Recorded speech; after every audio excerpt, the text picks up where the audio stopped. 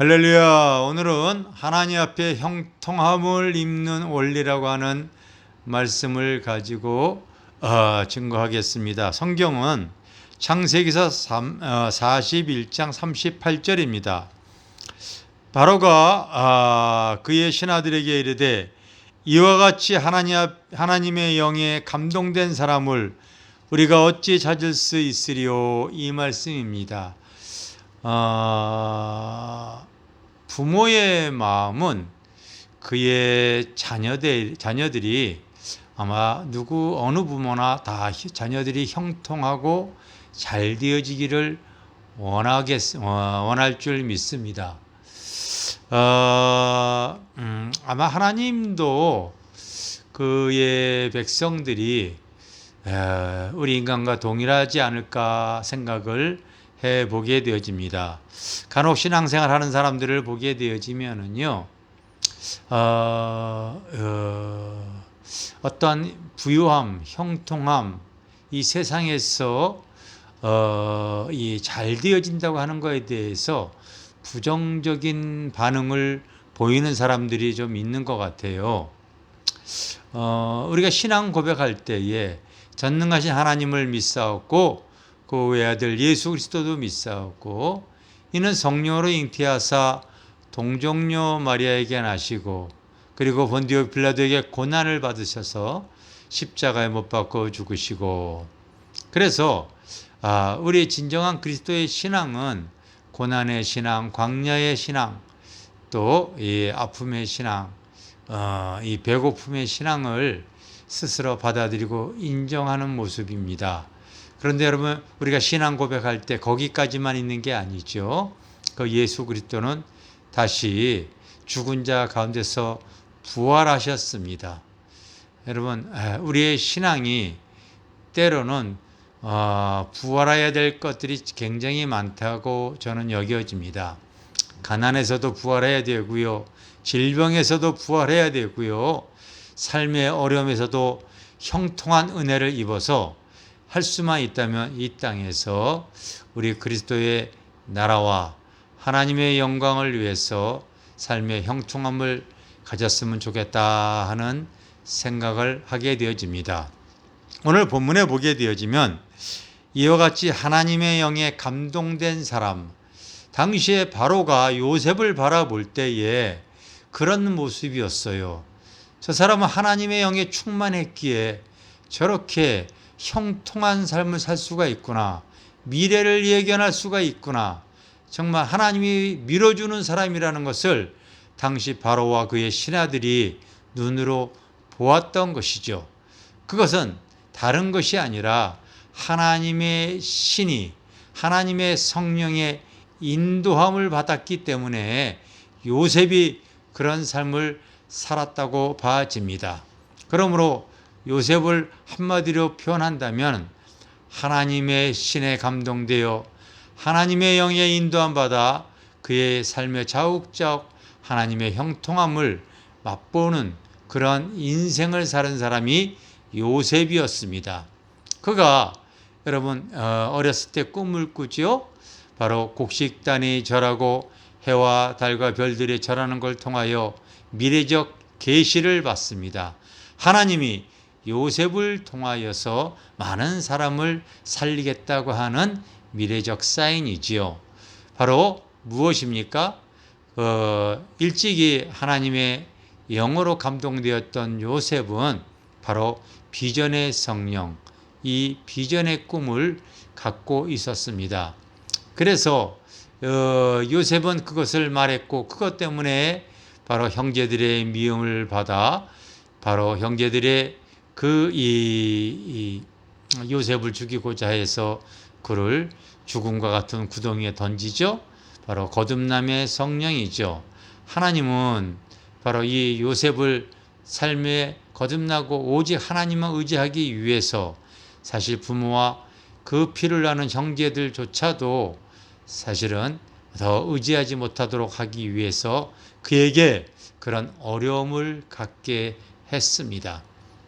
그곳에서 나온 요셉은 바로 지나가는 상인들에게 팔려서 보디발의 집에 가게 되어지죠. 바로 그곳에서 하나님은 하나님의 성령의 지혜로 그가 형통한 모습을 또 갖게 되어집니다. 바로 요셉은 그 하나님을 의지해 나갈 때 하나님은 성령의 지혜로 요셉의 대소사의 모든 일을 잘 처리할 수 있는 은혜를 베풀어 주시지요. 여러분, 창세기 39장에 보면은 이 주인이 요셉이 하나님과 함께하는 것을 보고 그가 형통한 모습을 보게 되어집니다. 여러분, 세상에서도 성공한 사람들의 모습을 잘 살펴보십시오. 성공한 사람들에게는 그 성공을 뒷받침할 수 있는 삶의 내면에 성장이 있었고 그 성장을 이루기 위한 노력이 있었습니다. 아마 요셉도 그와 같은 과정을 겪었는데요. 그가 그 하나님의 뜻을 이루기 위해서 그 애굽의 총리가 되기 위해서 바로 그에게는 성장이 필요했었고 그 성장을 이루기 위한 하나님의 도우심이 그 삶의 지혜에 드러났기에 사람들이 바로 볼 때 요셉이 저 사람은 하나님이 밀어주시는 그런 사람이라는 것을 알게 하신 것이지요. 이후에 이 요셉은 또 보디발의 아내의 모함으로 감옥에 가게 되어지죠. 사실은 감옥에 가야만 해야 될 상황인 것입니다. 왜 그러냐면요. 훗날 하나님께서 이 요셉을 통하여 애굽의 모든 것을 치리하기 위해서는요.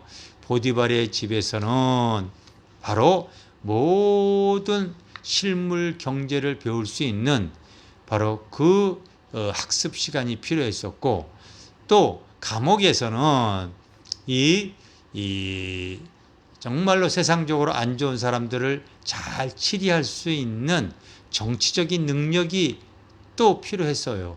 여러분, 총리는 실물 경제와 정치를 할 수 있는 사람이 총리가 되어지는 것이 우리 같이 그런 것을 갖고 있지 못한 사람이 시킨다고 할 수 있겠습니까? 하나님께서는 그래서 또 그 감옥에서 이 요셉을 또 이렇게 다듬어 갑니다. 그런데 그가 갇혀 있는 방에 누가 들어오냐면요. 바로 왕을 잘 섬기던 떡관원장과 술관원장이 들어오게 되어지죠. 그게 우연인 것 같습니까? 하나님의 섭리요 계획하심입니다. 하나님의 은사로 바로 그들의 꾼 꿈을 요셉이 바로 풀어줍니다. 그가 풀어준 그대로 떡관원장은 바로 죽임을 당하게 되어졌고 술관원장은 요셉이 바로 예언한 대로 풀림을 갖게 되어지죠. 그랬을 때에 시간이 흘러 바로가 또 영꿈을 꾸게 되어집니다. 그의 꿈은 바로 아주 이 튼실한 소가 나타나고 곧이어 파리한 소가 그 소를 잡아먹습니다. 이후에 또 곡식과 같은 튼실한 곡식이 나타나는데 또 이 파리한 곡식이 해하는 내용이 나오죠. 그것을 당시 풀어줄 사람이 없었어요. 그런데 바로 감옥에서 자기의 꿈을 풀어줬던 그 요셉을 생각했던 술관원장은 바로 이 요셉을 바로왕 앞에 추천을 하게 되어지죠. 은사의 성령으로 그 앞에 섰던 요셉은 자기가 하나님이 받은 은사로서 당시 바로왕의 이 꿈을 풀어주니 바로가 그가 낀 인장반지를 요셉에게 끼워주면서 이와 같이 하나님의 신에 크게 감동된 사람을 우리가 어찌 만날 수 있으리요. 다시 말하면 이 사람은 하나님의 영으로 충만한 사람이다. 이 사람은 하나님의 영으로 모든 것을 알 수가 있고 미래적인 현상까지도 바로 잘 치리할 수 있는 능력을 갖고 있다는 것을 알게 하시지요. 그래서 이 요셉이 총리가 되어져서 하나님의 꿈을 이뤄가는 내용을 우리가 볼 수가 있습니다. 많은 분들이 요셉에 대해서 많이 묵상을 하는데 여러분, 오늘 본문의 말씀이 사실은 핵심 구절과 같습니다. 요셉의 형통함은 하나님의 영의 인도함이라는 것을 잘 생각해 보시기를 바랍니다. 저도 이 말씀을 많이 묵상을 하면서 그래, 나의 목회 여정에 하나님의 인도함이 있어야 되겠다 하는 생각을 하게 되어졌습니다. 그래서 참 어떻게 하든지 기도하면서 성령님께 물어보고 그분의 인도함을 받기를 원했고, 성령님이 나에게 주시는 감동이 오면은요 순종하고자 애를 썼지요. 뒤돌아보면은요 성령님의 인도함 속에서 참 그때그때마다 돕는 은혜와 형통함을 참 많이 받다고 생각이 되어집니다. 여러분, 요한 서신에 보게 되면 사랑하는 자여, 내 영혼이 잘된 같이 범사조 잘 되어지고 강건하기를 원한다고 하시죠. 여러분, 복 중에 가장 귀한 복은 뭐냐면요, 영혼이 구원받는 복을 저는 제일 우선으로 삼고 있습니다. 그 이후에 범사에도 잘 되어지는 것을 사모하십시오. 저는 자녀들이 잘 되어지기를 원합니다. 우리 성도들도 사실은 이 땅에서 형통하기를 원합니다. 저도 그래서 그들이 사업도 잘 되어지고 바로 질병에서 고침받기도 원하고 삶의 자욱자욱 하나님의 은혜로 축복받기를 저는 솔직히 원합니다.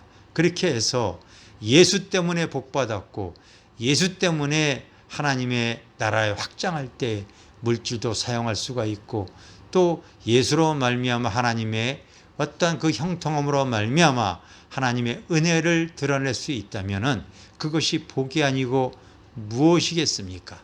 평생을 인생을 광야에서 훈련만 받다가 그 구원만 받는 것이 다가 아닙니다. 사랑하는 자에게 영혼도 잘 되어지고 범사도 잘 되어지기를 꿈꾸시기를 바랍니다. 저는 저희들이 자녀가 이렇게 잘 되어진 것을 제가 자랑하고 싶습니다. 우리 아이가 하나님 앞에 제가 10여 년 전에 필리핀에다가 교회를 하나 세웠어요. 그리고 그곳에 우리 아이들을 바로 유학을 보냈는데, 아무래도 그곳에서 1년 이상 공부하다 보니 정규과정이 좀 미흡하다 겨우 바로 한동대에 들어갔을 때 학업이 좀 딸리다 보니까요, 1학년 때 900명의 학생들 중에서 우리 아이가 제일 아마 이 하위권에 머물러 있었어요. 근데 아이가 그 학교에 들어가서 하나님께 지혜를 달라고 하나님께 구했을 때 하나님께서 하나님의 영광을 위해서 우리 아이에게 하나님께서 지혜를 허락해 주셨습니다. 이후 바로 이 1학년 2학기부터 바로 이 졸업할 때까지 이 성적 장학금을 놓치질 않고 이렇게 졸업을 할 수가 있었고요. 또 대학원에 들어갔을 때, 여러분, 대학원은 사실은 이렇게 이 장학금을 잘 주질 않아요. 기껏해야 1, 2, 3등 정도만 이렇게 주는데, 우리 아이가 지금 대학원 3학년인데 세 군데에서 또 이렇게 장학금을 받고, 성적 장학금을 받고, 생활비 장학금도 받고, 그리고 이 세 군데나 지금 장학금을 받고 공부를 하고 있지요. 그게 바로 뭡니까? 형통한 은혜 아니겠어요? 어제 8월 20일 날 제가 우리 교회에 한 몇 년 전에, 한 4년 전에 교회에 상담을 받아 온 성도, 외부 교인 성도가 하나 있었어요. 상담의 내용은 짧게 얘기하자면 바로 남편이 이 사기를 당해서 지금 모든 재산을 다 잃게 생겼는데 할 수 없이 그 갖고 있는 부동산을 급하게 처분해야 될 상황이라고 합니다. 그런데 너무 헐값에 처분해야 될 상황이 되다 보니 참 이것을 처분해야 되는지 고민하는 내용이었어요. 그때 성령께서 네가 그 부동산을 좀 사주라 하는 마음을 주셔서 그분에게 팔려고 하는 분에게 살려고 하는 분에게 그 제시한 금액보다 5천만 원을 더 주고 사실은 그 부동산을 샀는데, 여러분 그 부동산이 2020년 올해 들어와서 폭등하지 않았습니까? 폭등을 했는데 그 지역이 재개발이다 보니까 어제 재개발 조합 사무실에 갔을 때 그 매입했던 그 부동산이 실제로 20배나 더 오른 금액으로 바로 보상해 주겠다고 하는 내용을 접하였습니다. 바로 하나님의 주신 은혜라고 저는 생각해요. 그래서 제가 꿈꾸던 것은 할 수만 있다면 하나님, 제가 많은 교회와 많은 선교사들 100명이고 1000명이고 선교를 하기를 원했는데, 아마 요번에 그 사건을 통하여 제가 많은 교회와 선교사들을 또 후원할 수 있는 여력이 생겨진 것 같아서 너무나 마음이 기쁘고 즐겁습니다. 여러분, 요셉처럼 하나님의 영으로 인도함 받아서 형통한 삶을 꿈꾸시기를 바랍니다. 저도 목회 여정 속에 하나님께서 주신 은혜로 영혼도 잘 되고 범사도 잘 되어지고 강건한 복을 받아서 기쁨으로 주의 일을 할 수 있습니다. 하고 있습니다. 그것이 바로 은혜라고 생각이 됩니다. 우리가 하나님 앞에 형통함을 입은 원리, 성령의 인도함을 받고 성령의 그 충만함을 가지고 살아가는 삶이라고 말할 수 있습니다. 꼭 그러한 삶을 사시기를 주님의 이름으로 축원합니다. 감사합니다.